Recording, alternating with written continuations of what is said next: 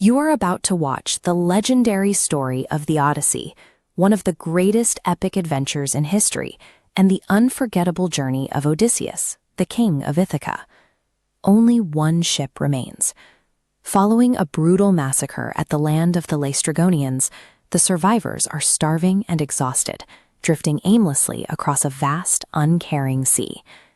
They eventually reach the shores of a mysterious, lush island called Aea. To a crew on the brink of death, this fertile landscape looks like a final chance at survival. The island is strangely peaceful, but the wildlife behaves unnaturally. Mountain wolves and lions wander the forest like tame dogs, showing no fear of the men, their predatory instincts replaced by an eerie, silent obedience. These sailors were warriors who should have recognized the danger in such docile predators, but their extreme hunger and the trauma of their journey acted as a veil, leading them straight into the heart of the island's forest. A scouting party, led by the warrior Eurylochus, discovers a magnificent palace hidden deep within the trees. Inside lives Circe, a powerful enchantress. She greets the desperate travelers with a warm smile, inviting them to escape the wild and dine at her table. The men sit and begin to eat, focused only on the delicious, enchanted feast she has prepared to dull their senses. As the last bites are finished, Circe acts. She raises a golden wand and strikes the men, speaking an ancient spell that strips away their humanity. In an instant, their bodies warp into squealing pigs, yet their human minds remain trapped inside. They are fully aware of their new animal forms, but powerless to change them. Circe's power is lethal because it relies on the basic human need for trust. By offering food and shelter to the starving, she turns the very act of hospitality into a cage. Eurylochus, who had stayed outside the palace walls, watches in horror as his companions are transformed into beasts. He flees the palace grounds and runs back to the ship, breathless as he tells Odysseus that their men have been lost to magic. Odysseus does not hesitate. He ignores the pleas to flee, grabs his sword, and sets out alone to rescue his crew from the enchantress.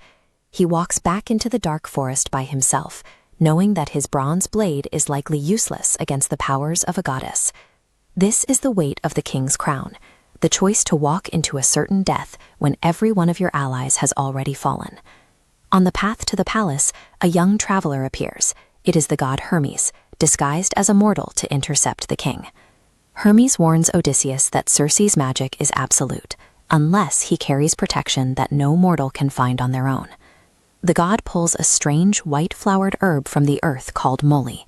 He explains that this plant possesses the unique power to keep a man's mind and body whole against Circe's spells. Hermes tells the king to eat the herb. When the enchantress strikes him with her wand and nothing happens, he must draw his sword and force her to yield. Courage alone would have only left Odysseus a prisoner. With the moly, he finally possesses the means to bridge the gap between a mortal man and the divine. Odysseus enters the palace, standing face to face with the witch who has already claimed his men. Circe repeats her greeting, offering the same smile and the same enchanted cup. She expects another victim. Odysseus drinks the entire vessel. Circe steps forward and raises her golden wand to strike, confident that her victory is complete. But her wand strikes a man, and he remains a man. For the first time in centuries, Circe watches her magic fail, her expression turning from confidence to pure shock. By combining his own fearlessness with the intelligence of the gods, Odysseus has done the impossible. He has resisted the enchantress, and now the hunter has become the prey. The fearless king draws his sword, stepping toward the suddenly powerless enchantress, ready for a confrontation that will change their destinies forever. To be continued in Part 8. Next part, the Sirens, Scylla, and Charybdis, the deadliest waters in Greek mythology. If you enjoyed this story, don't forget to like, comment, and subscribe to History Stories Dose so you never miss the next chapter of history.